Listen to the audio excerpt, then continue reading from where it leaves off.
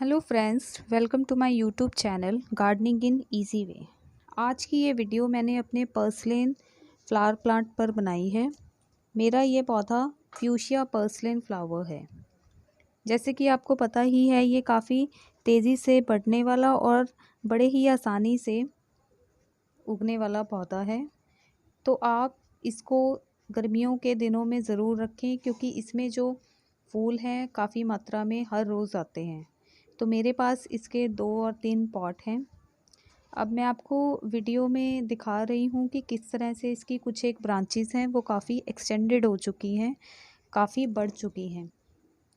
पिछले महीने जुलाई में काफ़ी बारिशें हुई थी, जिसकी वजह से बारिशों के पानी से इसने काफ़ी अच्छी ग्रोथ की है।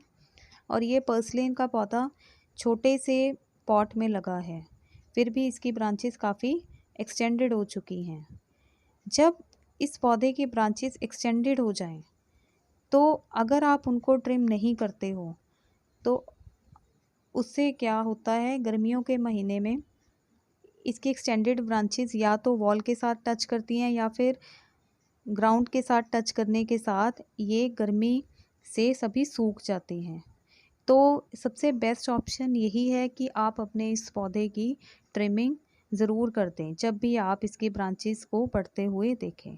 अब ये ब्रांचेस मैं आपको दिखा रही हूँ कि इतनी की एक्सटेंड हो चुकी हैं कि अब ये बेंट होनी शुरू हो गई हैं और ये लगभग ग्राउंड पे ऐसे ही बेंट होकर एक्सटेंडेड रहती हैं। तो अब इन सभी ब्रांचेस को मैं ट्रिम कर लूँगी। इससे 2 पर्पस हो जाएंगे। एक तो मेरे इस पॉट के पौधे की ट्रिमिंग हो जाएगी, इसको एक अच्छी शेप मिल जाएगी, और दूसरा जो ट्रिम्ड की हुई ब्रांचेस हैं मैं उनसे एक और पौधा तैयार कर लूँगी। अगर मैं आपको इसकी ब्रांचेस मिट्टी में दिखाऊं तो हार्डली बहुत ही कम ब्रांचेस हैं जो मिट्टी में लगी हुई हैं और जो आगे काफ़ी एक्सटेंड हो चुकी हैं। और ये पौधा काफ़ी इजी ग्रोइंग है और इसको ज़्यादा केयर की भी ज़रूरत नहीं पड़ती और ना ही इसको ज़्यादा फर्टिलाइज़र की ज़रूरत पड़ती है। अब आप किसी भी सीज़र या किसी और शार्प टूल से इसकी ब्रांचेस को कट कर सकते हो। अगर आप चाहो तो हाथ से भी इसकी ब्रांचेस को, किसी भी ब्रांच को आप कट कर सकते हो। अब जो भी एक्सटेंडेड ब्रांचेस हैं मैं उनको सीज़र से कट कर लूँगी। और ये जो एक्सटेंडेड ब्रांचेस हैं इनको फिर मैं बाद में एक नए पॉट में या फिर पॉली बैग में लगा दूँगी। आपने सिर्फ ब्रांचेस उतनी ही कट करनी है जहाँ वो ग्राउंड टच कर रही हों। ज़्यादा ब्रांचेस को ट्रिमिंग मत करें। ट्रिमिंग हम पौधे की तब करते हैं जब ब्रांचेस बढ़ जाती हैं। जैसे कि ये ब्रांचेस मैंने आपको पहले ही वीडियो में दिखाई थी, इतनी की बढ़ चुकी हैं कि ये बेंड हो चुकी हैं। अगर हम इनको ध्यान नहीं रखेंगे तो ये कुछ ही दिनों में सूख जाएंगी। तो इस तरह से एक एक करके मैं सीज़र से सभी ब्रांचेस को कट कर लूँगी। लगभग हर घर में ये पौधा होता है, क्योंकि ये गर्मियों में धूप में रखने वाला पौधा है। तो आप इसको कभी भी शेड में ना रखें। ये एक सनलाइट लवर प्लांट है। इसको 6 से 7 घंटे की जितनी धूप में आप रखोगे उतने ज़्यादा ही इसके बड्स आते हैं और उतनी ज़्यादा ही फ्लावरिंग होती है। और इसको ज़्यादा पानी देने की भी ज़रूरत नहीं है। अगर टेम्परेचर आपके एरिया में ज़्यादा है तो इसको सुबह और शाम 2 बार पानी दे दें, नहीं तो 1 बार पानी देना इस पौधे के लिए सफिशिएंट है। अब आप देख ही सकते हैं कि मैंने जो भी एक्सटेंडेड ब्रांचेस थी सबको कट कर लिया है और जो मेरे इस पॉट की भी शेप अब काफ़ी अच्छी हो गई है, क्योंकि इसकी एक्सटेंडेड ब्रांचेस ट्रिम हो गई हैं। अब इन ब्रांचेस के आपने एक एक करके बॉटम से पत्ते हटा लेने हैं। चाहे आप किसी भी पौधे की कटिंग लगा रहे हैं, चाहे वो पर्सलेन है या फिर गुलदाउदी है या फिर हाइबिस्कस है, इन पौधों की कटिंग एक तो जुलाई मंथ में लगती है और दूसरा आप हमेशा कटिंग के बॉटम पार्ट पे जो भी पत्ते होते हैं उनको रिमूव कर लें। ये बहुत ज़रूरी होता है, इससे कटिंग ईज़िली सॉइल में ग्रिप हो जाती है। और अब मैं ये सारे कटिंग्स के एक एक करके पत्ते हटा देती हूँ।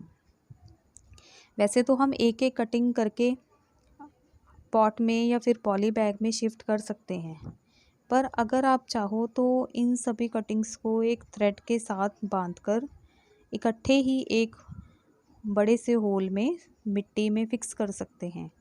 इससे सबसे पहली बात तो हमारा टाइम बचता है, और दूसरा काफ़ी इजीली इन कटिंग को आप किसी भी पॉली बैग में शिफ्ट कर सकते हैं। तो ये एक तरीका था जो मैं आपके साथ शेयर करना चाहती थी, इसलिए मैंने आज की वीडियो आपको इस पौधे की ट्रिमिंग दिखाने के लिए और दूसरा कटिंग्स को किस तरह से लगाएं ये आइडिया शेयर करने के लिए बनाई है। अब मैं इन सभी कटिंग्स के चारों तरफ एक धागा बांध लेती हूँ। आप कोई सा भी धागा इस्तेमाल कर सकते हैं, पर आपने ये धागा बहुत ही जेंटली कटिंग्स के चारों तरफ लपेटना है।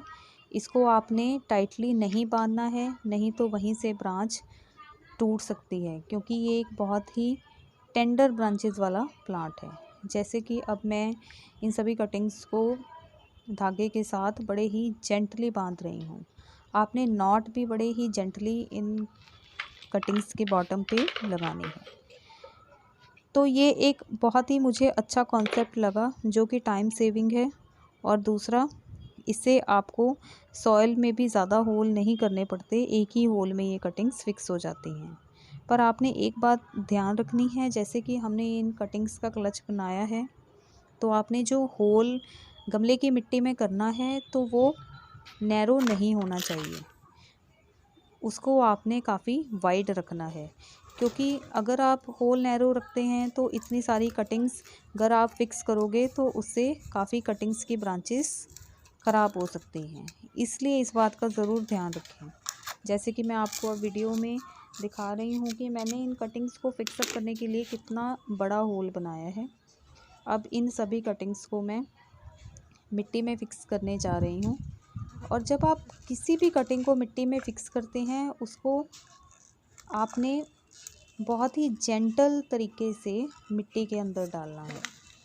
आप कभी भी कटिंग को मिट्टी में लगाते हुए जल्दी ना करें। ये बहुत छोटी छोटी बातें होती हैं जिस पे कटिंग्स की ग्रोथ डिपेंड करती है, क्योंकि कभी ऐसा भी होता है कि हम सभी प्रोसीजर कटिंग्स का अच्छे से फॉलो करते हैं, पर जब हम कटिंग फिक्स करते हैं तो लगभग हम ये बात भूल जाते हैं और हम बहुत ही जल्दबाजी में कटिंग को मिट्टी में लगा देते हैं और वो कटिंग चल नहीं पाती। तो ये बात ध्यान रखने योग्य है। उसके बाद में जब आपने मिट्टी को प्रेस भी करना है तो वो भी बहुत जेंटल तरीके से करना है।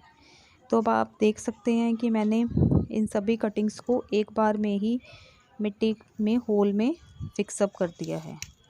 तो ये एक बहुत ही अच्छा तरीका है जिससे कि आप चाहे मनी प्लांट की कटिंग है या फिर पर्सलेन की कटिंग है, ये थ्रेड वाला कॉन्सेप्ट आप इन कटिंग्स पे यूज़ कर सकते हैं। और ये मैं आपको पॉट दिखा रही हूँ जो कि अभी मैंने जिसकी ट्रिमिंग की है और जो अब आप काफ़ी अच्छी शेप में है, और ये मेरा अब ट्रिम्ड की हुई कटिंग्स का पॉली बैग है। Thank you for watching video till and.